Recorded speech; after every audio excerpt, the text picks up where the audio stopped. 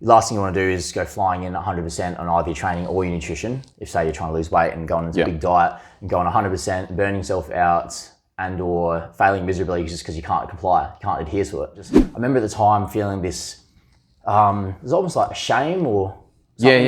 It's weird it's a bit of emotion. a taboo sort of thing. Yeah, absolutely. And no one was really talking about it at the time. That was, like some 8 years ago now, 7-8 years ago. I just felt like going to the doctors to get my referral to see a psychologist. I was like, this is so, I feel like so isolated and so like shamed. Yeah. And I shouldn't have been. You like to focus on building habits first before you start implementing like lots of numbers and objective targets and stuff like that. Yeah, it's getting too complicated. Yeah. So start simple, start slow. Yep. Wouldn't say we just need to start tracking your calories 100% from the get-go for something like that. Yeah. And we need to lose a kilo a week. Like, it's just not going to happen. No. It's going to mess them up if it does. Yeah. Same way you wouldn't say, all right, now you're going to go and deadlift 250 kilos for 8 reps first week. You're going to build up to that. Ever since I've been more structured and had a bit of a better understanding about programming and RPE and biomechanics and everything, like my training, productivity and ability to stay injury free has just gone through the roof. Yeah, talking to it. Yep. Hello. Testing.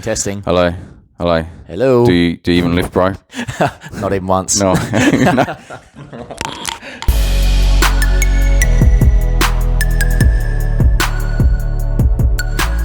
All right, welcome to the second episode of the Movement Therapy Podcast. So I'm so excited to have this guy in my gym today. We had a great chat when he rocked up today. We had to cut it short because once you get two personal trainers together, all we can do is just talk about personal training.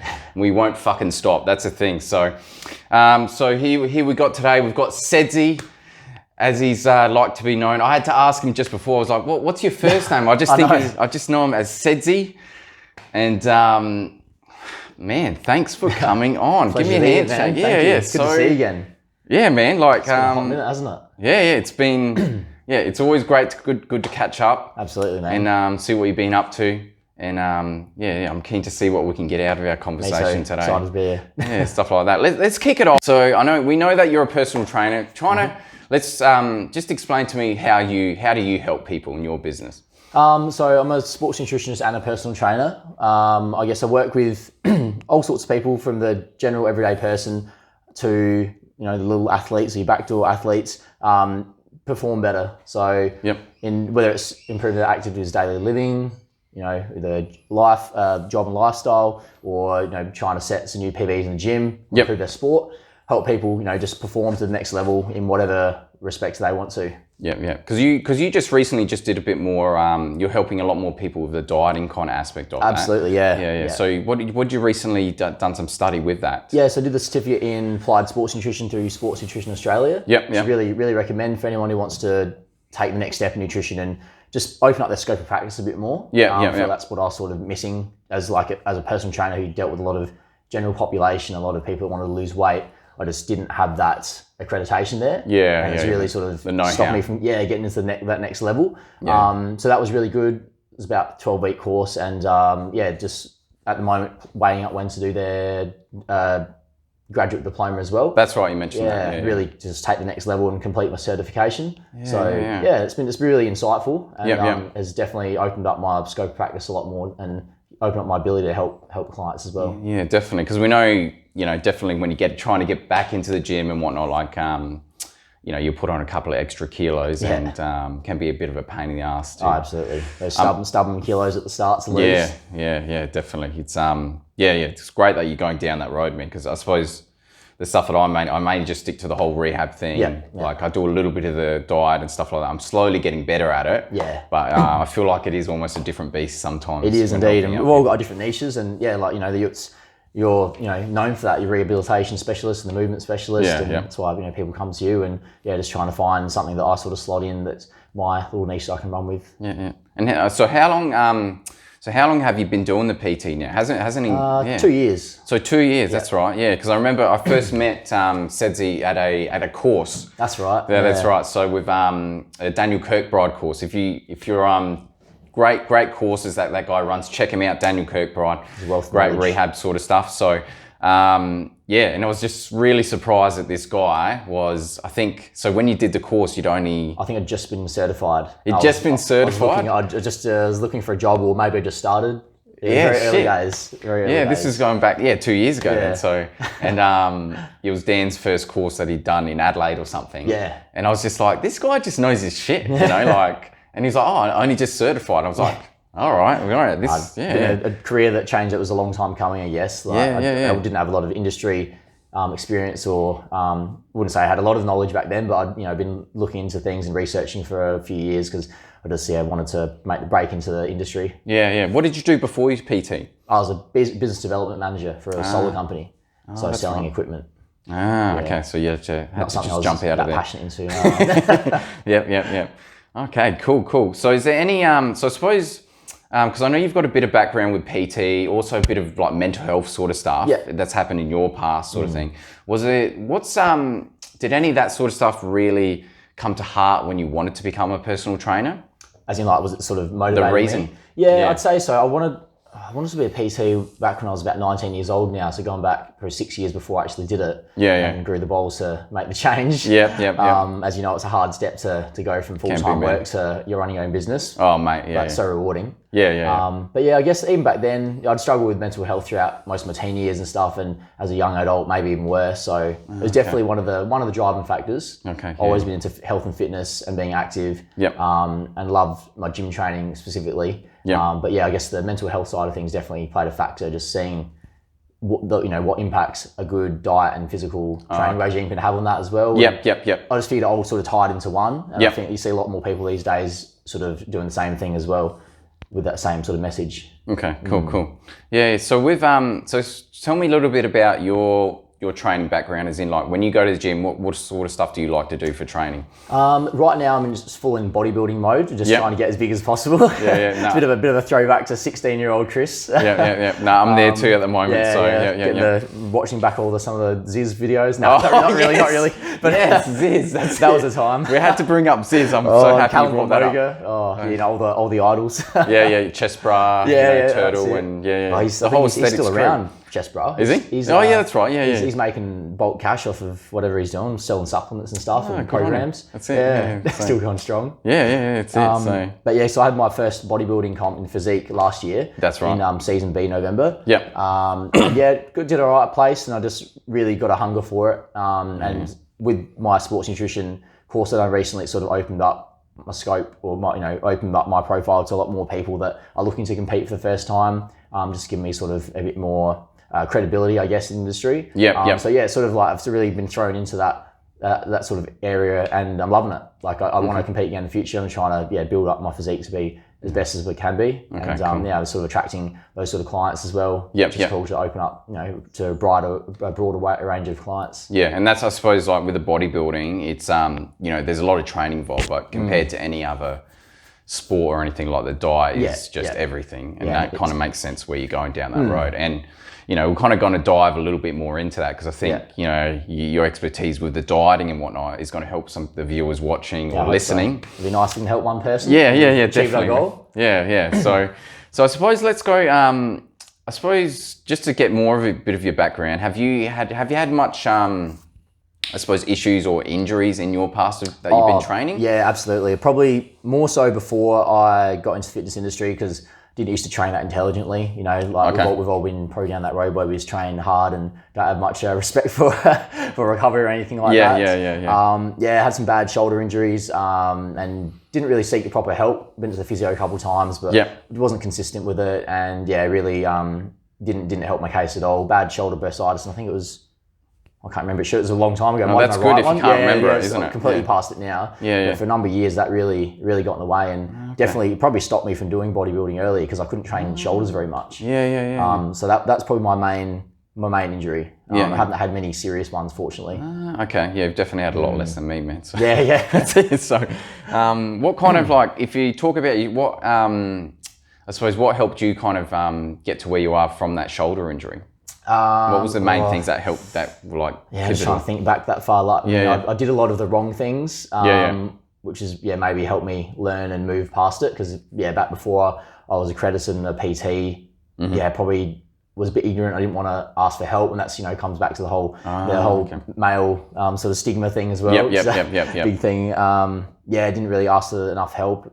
Wasn't consistent with physio or anything. But after years, and probably a bit before I got into the industry, started seeing more content on Instagram and stuff about rehabilitation, about proper movement and the anatomy and stuff. And I really sort of delved into that, and hence met each other at Dan's seminar. Okay, And it's something I was really interested in. And as soon as I saw the word rehab, I thought, I'll give this a go. Turned out he was a really good value content. And just sort of started to learn a bit more about biomechanics and how I should and shouldn't move. Clean up my technique a lot, and ever since then just been learning more about it and more about corrective exercises and things like that. So I suppose from your angle, because there's different ways to get over injuries, there's different problems. Maybe from your angle was just really how you were doing things, like movement wise. Overtraining, probably the biggest. Programming. Overtraining and the incorrect movement, definitely. So it was how, and then also how often and how hard probably too. So because I feel like with a lot of people that are coming through these doors into the gym is, there's lots of different ways to help out with an injury. It's not always just how they're doing the movement. That's right, Because you get a lot of people coming here that move really well. But sometimes they're just always going 100%. That's it, And that was me. So for a number of years. And then the idea is you just gotta, if people are listening, you gotta take a deload every now and then. You know what I mean? I didn't used to know for the love of God. For sure. Sorry? I didn't used to know what that was. Even probably when I first got into the industry, I wasn't implementing deloads and that very regularly. No one wants to do it. Just didn't have the structure behind it. For myself or for my clients.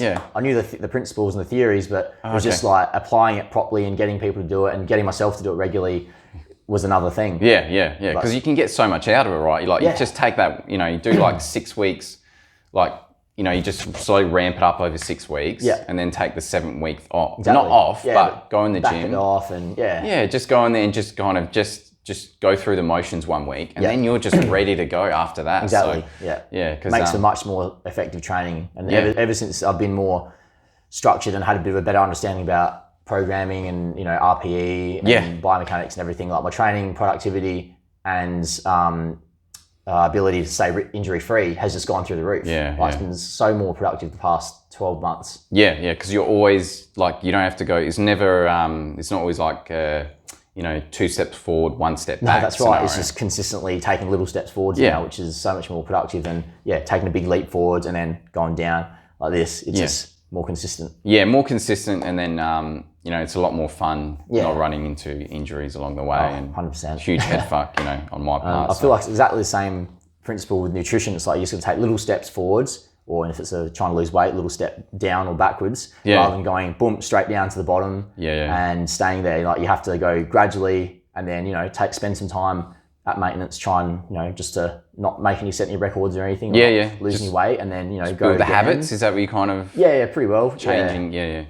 Okay, it's changing people's mindset around what to expect and what they can achieve. And I suppose periodizing nutrition rather than just periodizing your training. You need those breaks from dieting or breaks from bulking even. Very true. To do it long term. It's you're taking those, because you can't be in a deficit forever. You don't want to be that guy. No. You know what I mean? That guy that's always shredding. But always eating 1,000 calories and just has no drive, no energy, nothing. Low test. Exactly. Okay, so you bring up the next topic, which was mainly the dieting sort of stuff. So if I can just think of just give you an example of, say you've got a guy who comes in to see you. And they've taken they've been training gym 5 years and they've taken a 2-year stint. They want to get back into things and maybe put on extra 10, 20 kilos on. You might have a few niggles here and there. Without giving too much away, what kind of goes through your mind when that client rocks up at your door? Well, I guess first of all, just whether it's training, nutrition, or both, really, just start it slow. And make small steps. The last thing you want to do is go flying in 100% on either your training or your nutrition. If say you're trying to lose weight and going into a big diet and going 100%, burning yourself out and or failing miserably just because you can't comply, you can't adhere to it. So always little steps. Someone that's new to the gym and dieting, or someone that's just had a big stint off. Like to focus on building habits first before you start implementing lots of numbers and objective targets and stuff like that. Yeah, getting too complicated. Yeah. So start simple, start slow. I wouldn't say we just need to start tracking your calories 100% from the get-go for something like that. Yeah. And we need to lose a kilo a week. Like, it's just not going to happen. No. You're just going to mess them up if it does. Yeah. Same way you wouldn't say, all right, you're going to go and deadlift 250 kilos for 8 reps first week. You're going to build up to that. Yeah. So little things, what I mean by habits, it could be, around sleep routine. It could be around eating regular meals, prepping your meals. And just little things you can tick off, little checklist every day. Could be focusing on protein serves. And once this person has a bit of autonomy and all these sort of things, and it's becoming a bit more natural, then we go, all right, bang, time to hit the button. It's like, let's introduce some tracking, or introduce, maybe some sort of meal plan, or, some sort of structured deficit. Next level. Losing fat, and just scale it. So it's not always diet or no diet. There's, these little steps that you can do to lead up to the big thing. Or, some people may just work better off these forming habits and stuff. They may not ever need to track or follow a meal plan. Okay. So it's just kind of like just slowly ramping that up. And then I suppose, would you say, like, when you're talking about, like, you go into that whole, you want to drop a kilo a week sort of scenario, do you feel like you got to wait for the client to kind of let you know when they're ready? Or is it something that you like? Yeah, more or less. A lot of people come in and they'll say, they've got all the best intentions, and they'll say, I want to lose this much, I need to lose this much, whatever it might be. I'm, emotionally invested in this because I need to look good for my sister's wedding, or something, it could be something that drives like a them deadline. a lot. Yeah, a deadline, and something that really drives them emotionally and personally. But they're not always ready. Maybe getting conflicts, like they're saying one thing. It's like the priorities and values thing we spoke about. That's right. Something pretty familiar with, and there's a conflicts there. And it's like, I can see you're not really ready. It's like, either maybe you need to go work on some other things by yourself or with me before we can get to that stage. But, had one where there's a girl for her wedding. She wanted to get to a certain weight by a wedding, but, just wasn't really willing to or ready to put in the work required to lose how much she wanted to in that period of time.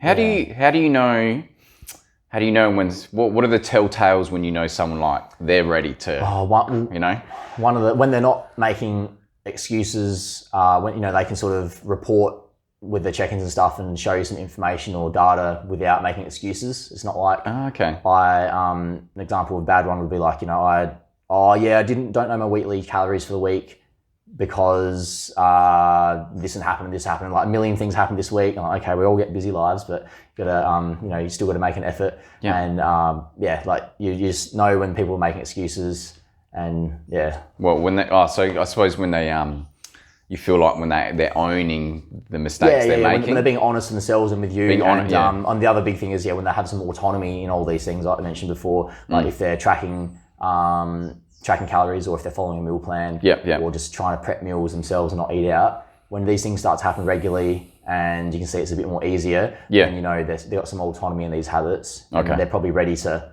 turn things up a notch. So I suppose it's just kind of getting those, like you got your check-ins and you're seeing what they're doing daily. Those things just kind of, those habits slowly stack up. That's it, exactly. And they become more, it's consistency more that they're building.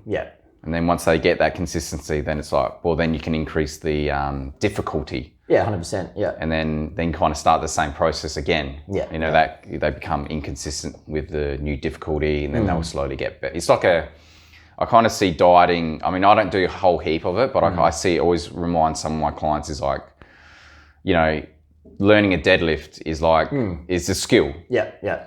Learning to diet and learning to lose weight, like, periodically, like when you get overweight, lose the diet. That's a skill acquisition period, same as when you're lifting, and still got the stress recovery adaptation, all the same sort of principles. Sort of still relevant with the dieting. And it takes, like, to learn how to, like, and you keep putting those, like with a deadlift, you start off with 100 kilos and you slowly stack up the weight in that. You think that you learn how to lift your PB, then you know everything about deadlift. No, wait till you put on an extra 20 kilos, then you're like, shit, I don't know shit about this deadlift. You know what I mean? So it's just slowly increase. You make a little bit of tweak with it, the difficulty, and then you got to go back to the basics. I guess it's sort of like giving the minimal effective dose in some cases, but with dieting, maybe a little bit different. Sometimes you need to have a bigger dose or deficit to get the results the person wants, but still generally speaking, in the ideal world, you give them the minimum effective dose. And you sort of rinse that, repeat. You have your deload or whatever diet break. Do that and repeat it again. Okay. Cool. All right, good stuff. So what? I suppose with the dieting and that, what are the going back to that example of the dude that's taking the time off and getting back in. What are a few real common mistakes that people make when they come back to it? Biggest one, we've already talked about it, but we'll say it again, is just going in too hard too soon. Oh, okay, that's Especially if you don't have a coach or someone. Not everyone has the liberty of having a coach or a PT. It's quite easy to go in and just go 100%, or probably give you a more specific example, just going back and trying to do the same weights you used to do. If you haven't trained for 2 years, your strength and your ability to recover and everything is going to be so much further behind where you were 2 years ago. Yeah, definitely. A lot of people, they feel guilty for not doing the same amount of work. And I suppose because they don't understand the principles. It's like they need to give the body a certain stimulus. They don't need to give it a certain weight. It's a relative intensity. The average person isn't necessarily going to know much about relative intensity and have a good internal sort of gauge of that. So it's kind of I suppose what you're talking about there is you don't if you're at this level here, level 1 or 2, you only need to go to level 3. Yeah, that's it. Yeah, not to level 7 where you were before. That's it. Yeah, to get results. Yeah, because if you keep trying, if you jump to level 7, you're gonna feel sore. You're gonna with diet. You're gonna that's like starting at your maintenance is 2,000. But you know what? I want to lose that weight, so I'm gonna drop to I'm gonna halve it or some shit like that. You know what I mean?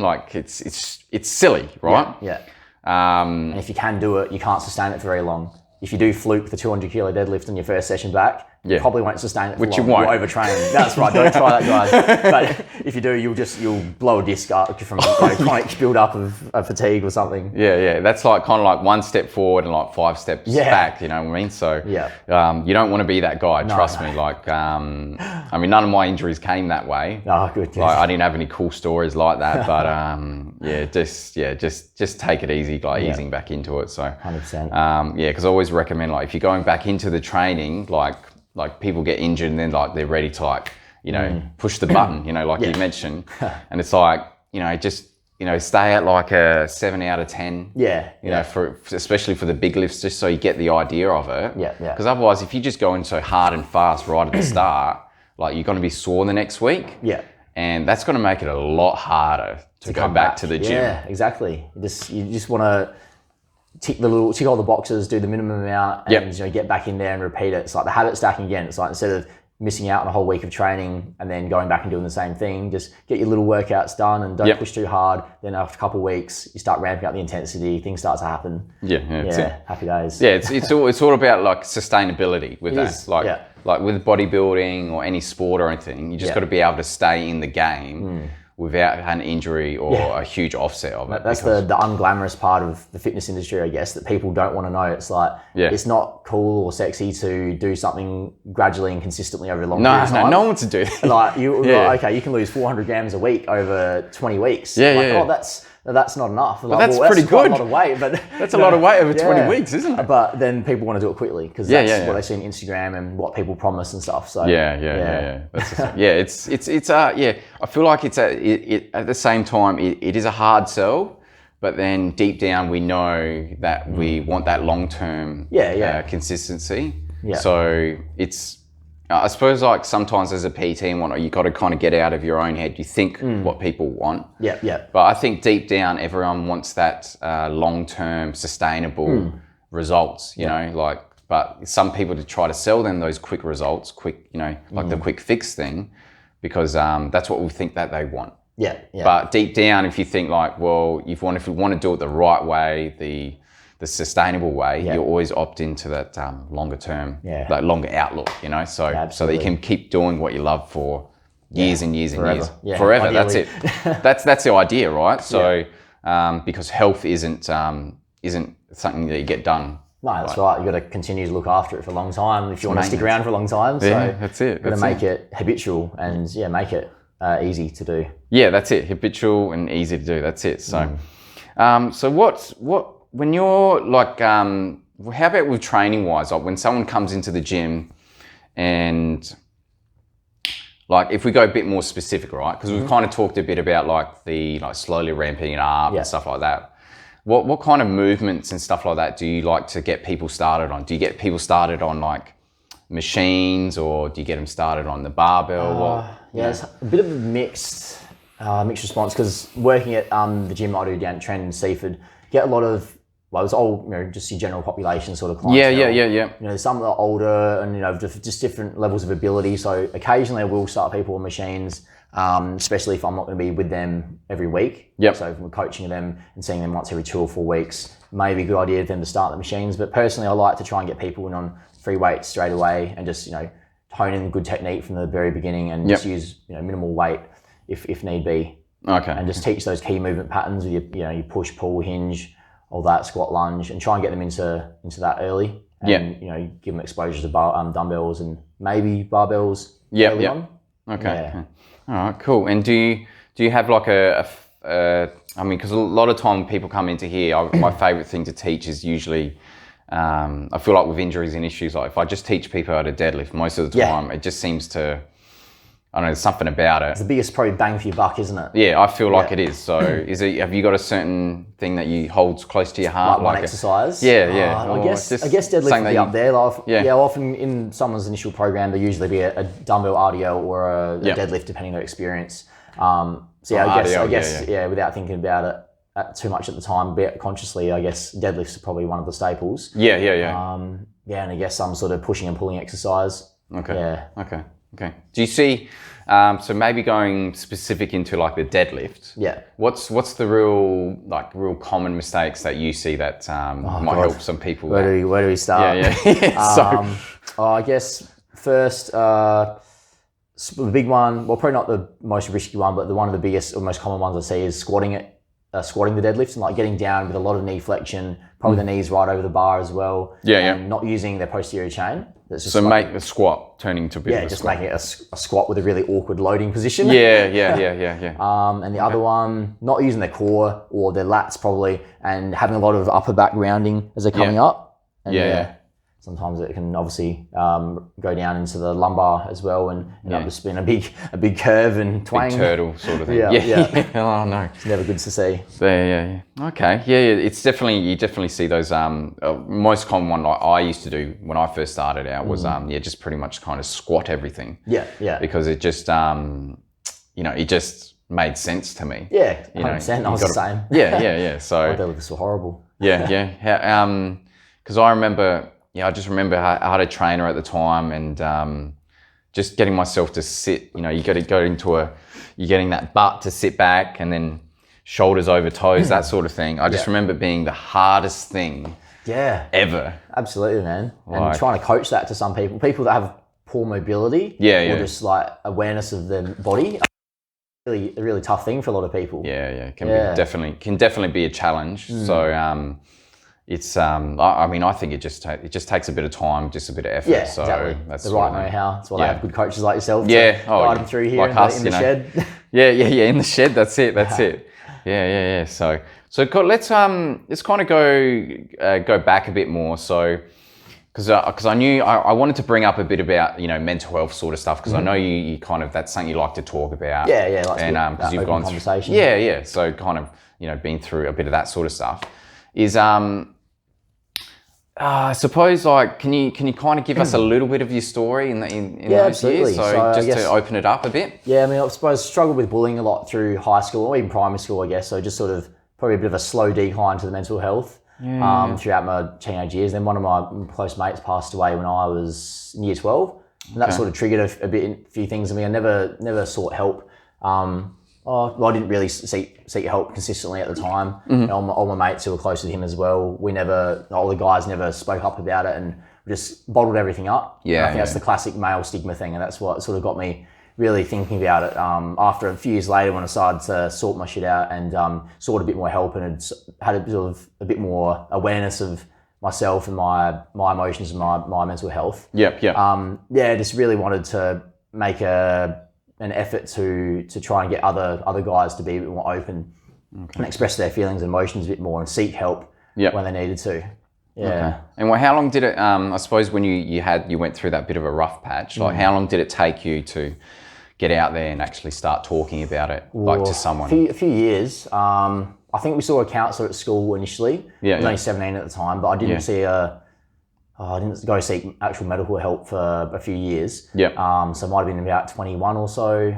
So 3 or 4 years later. And then it had a bit of a real bad downturn, and it was like, I spoke to the parents and they're like, no, you need to go see somebody. Enough is enough. And I remember at the time feeling this, it was almost like a shame or something, this weird it's a bit of a taboo sort of thing. Absolutely. And no one was really talking about it at the time. That was, like some 8 years ago now, 7 to 8 years ago. I just felt like going to the doctors to get my referral to see a psychologist. I was like, this is so, I feel like so isolated and so like shamed. And I shouldn't have been. Exactly, man. Like a few years later, when I sort of had more or less come good, like, I don't think other guys should have to feel that way. I like try and get a message out there and did a few fundraisers and things to help mental health awareness. And that's sort of been carried over into my coaching a little bit. That's what.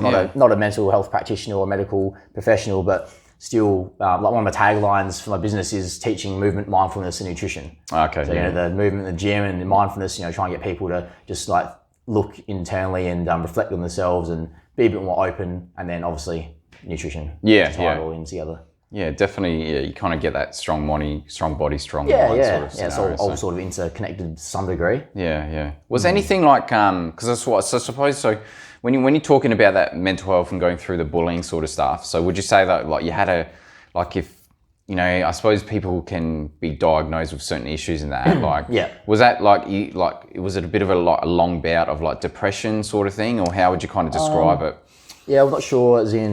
Not really sure when it all sort of began. Obviously, I got bullied from a young age, but I'm not sure really when I'd say I started having symptoms of depression. I wouldn't say I was like an unhappy kid or anything when I was young. But throughout high school, I definitely started to notice a bit more, and as things started to develop a bit more in my later teen years. Okay. And what so you had that bit of a rough patch there, because I'm speaking to the viewers like might be listening in, and most of the people that coming through this door is they're going through a rough patch with the injuries and stuff, and and that affects your mental health too. It does, fucking oath. Like, because I feel like the amount of I went through like all both shoulder pain, like pain in my hips, knee pain, lower back pain, and stuff like that. It just went through a lot of shit that just it just kept compiling up. Like you get better, and then something else would pop up. And then this gets solved. Something else.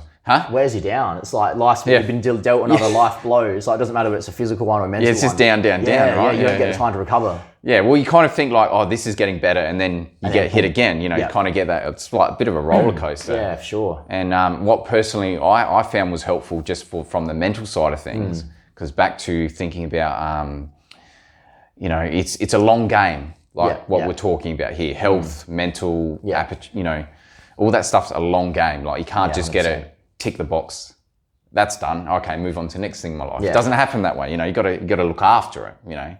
Is one of the big things that I used to do was I really enjoyed journaling quite a bit. All right, you might think like get your journal out, like girls' journal and stuff like that. But that's the way a lot of people do think about it, unfortunately. But it doesn't. It's not like that at all. No. Whatever it is. But I used to either like in the harder times of my life, I used to always be either writing on a Word document or journaling in somewhere.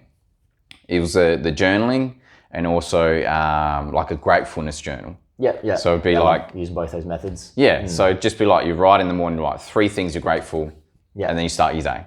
And then, or like if I had a rough time with my neck or something like that, or my shoulder, I'd write down that I'm grateful that I've actually got a neck. And then write about that experience, That's cool. Really so I don't know if was anything that particularly that really hit home for you in those times? I did use, like, once again, it was probably the classic example, like with me with my injuries as well. I sort of suffered for a long time and tried to sweep it under the rug before I did anything about it. And I think that's where, I've sort of, I guess I've learnt from it, because I've done the wrong thing for quite a while and then gone out and sought the help and looked up ways to help myself, like gratitude journaling and things like that. I was really big on that. Okay, good.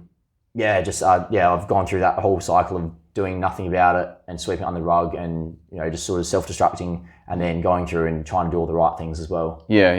So you used to do like a bit of journaling and stuff like that, yourself, like daily sort of stuff, or were you kind of cycled between like daily, weekly, monthly, some periods. Probably in the worst periods, I did it more often. And started just with the 3 things you're grateful for. And, you know, sort of looked up different things online, how I could, you know, advance that and start reflecting on things a bit more. Might be writing down a bad emotion, a bad feeling, or like sort of anger, or a sad thought, or it might be, you know, something done well, and just reflecting on it and just trying to do that regularly. Dustin Martin said I had a good quote last year, I think it was, about when he got into mindfulness and stuff. He said, you know, mental health I see is it's a skill just like kicking the footy. You have to practice it regularly to get better at it. And that's so spot on. Like, you can't just do, I'm grateful for blah, blah, blah, one day and then leave it for 3 months and then expect you're suddenly to be cured of depression. It's not how it works at all, but you do these little steps, may seem insignificant at the time. And they add up, and it's like the habit stacking, and it gets bigger and bigger and bigger. Habit stacking. It's compounding. And then, you know, after you do that for a period of time, and it's sort of autonomous, you know, it does have a positive impacts. I feel like it's like, you know, because we're personal trainers, we've got to relate it back to training, you know what I mean? So it's kind of like, you know, you build up a certain amount of muscle, right? And it's hard to build that muscle up to get to where you are, right? But it's so much easier just to maintain it. You have to do less than half to really maintain it. No, you know that one. That's what I feel like with the mental health stuff. Like, you know, it's just all about like, you're at this level, you know, level 1 with your mental health, and then you're just going to go to 1.5. Then 2, 3, and you do that over a number of weeks. But once you get to like your level 10, you know, you might dip down to like level 8 or something, but you're so far away. You're not just going to plummet to level 1. It's very unlikely, you know. That's it. So it's just about increasing that gap between, you know, what a level 1 of mental health or whatever it may be, and then just always hovering that higher level area, you know, just creating that big gap there. So then when you do hit those hard times, you've got the tools, I suppose, to not go all the way back down. So, and you're more resilient, you know. I suppose it's probably the same for your training and your nutrition. Like you always, you sustain these good habits and stuff in the long term. You might gain a couple of kilos. But you probably just fluctuate, you know, a few kilos up and down throughout the year. Whereas if you didn't put in the work and you did it the hard and fast way, you know, you may just gain 10 kilos out of nowhere. And you're just playing that game, that huge fluctuations, and life's a roller coaster. And, you don't want to be doing that with mental health, that's for sure. No. Well, it's funny. You wouldn't want to play games with that with your head, but you know, people do it with their diet, you know, and unfortunately, willingly. You know, like, But I just feel like this stuff's all skills work. And you know, just because you're a level 10, there's like a million different levels above that. So you can always get better. You can always get better, and the more you get better, the less likely you're going to dip down to, man, stuff like that. So, no, it's really cool, that sort of stuff, man. So, So what we'll go through is, I think it's a great time to wrap it up with things. Man, it was so good to have you down here. It's always a pleasure being here, man. So I think we had a really good, varied conversation about, you know, hitting diet, you know, mental health, or training, of course, and whatnot. So, what we'll do, just to wrap up, let's say if you've got, you know, just say if you've got a client that comes on board, like if we try to condense what you said into like a sentence or two or whatnot, like we try to do that. So say if you've got someone who's down and out in their life, it might be mental health or training and whatnot, like they've hit a bit of a stint in their life, a bit of a rough patch sort of thing. What kind of, like, if you could condense some advice for that person, what runs through your mind to help them out? So like we said, start small with small little behaviors that you can focus on and little habits that you can control and easily tick off regularly, so that you can stack those habits, as we said. You know, just focus on getting enough rest and recovery, eating good quality foods, and doing some sort of exercise regime that you can stick to consistently. So no extreme approaches, just ticking all the basics off. and doing them regularly and doing them well, and things will start to compound and multiply, and you'll be there where you want to be in no time. All right, cool. I like that. So start small and it'll grow from there. Absolutely, man. I like that advice, man. So anyway, so we'll wrap this up with Sedsy. So just to wrap it up, so just let people know where they can find you. Of course, yeah. So you can find me on Instagram. It's sportsnutritionist.sedsy, which is SEDSY. That's where you can contact me if you have any questions or anything like that. Okay, cool. Thanks so much, man. Thanks, brother. We'll wrap this up. My name's Adam, and I help you return to the gym and stay there.